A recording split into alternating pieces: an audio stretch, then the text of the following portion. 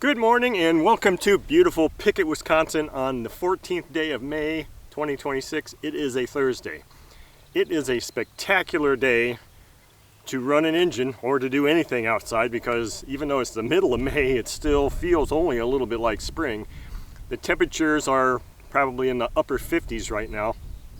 And despite what the weather widget says, it is not cloudy. I don't know why it says it's cloudy, but it's not. I see nothing but blue skies and maybe a few high cirrus clouds, and that's it.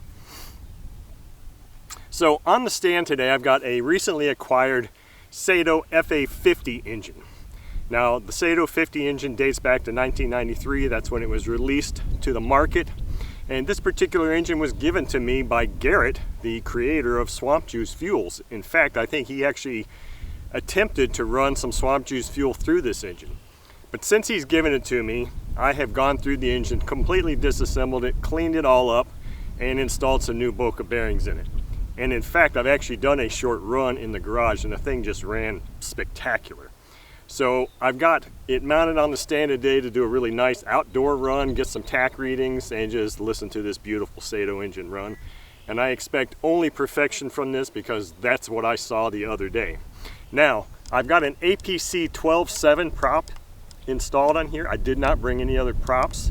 I've got an OSF glow plug on here and just a small amount of 5% fuel left from a tank that's been, I think I ran the Saito 72 with. So there's just a little bit of fuel left here. This thing sips fuel. That'll be plenty of fuel to do a nice run of this engine. So with all that said, let's hear this beautiful engine run. Okay, so I've got my vent line coming out here so that I try to minimize some of the oil or exhaust coming out. So I'm set to full throttle. I'm going to prime it. It takes a prime very well.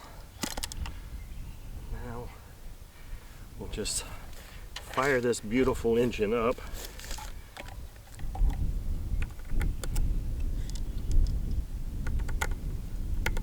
Probably could hand start it, but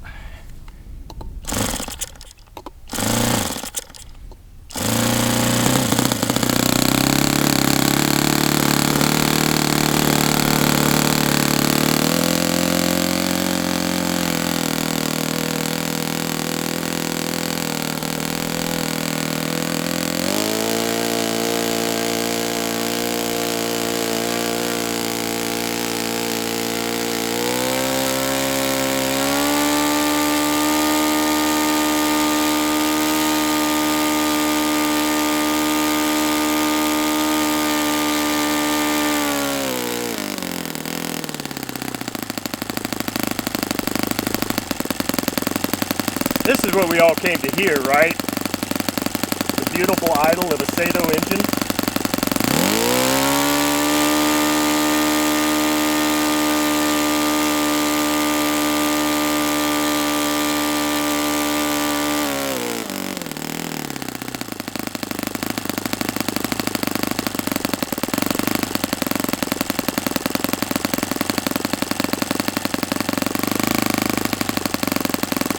Perfect 4-stroke pinch test result.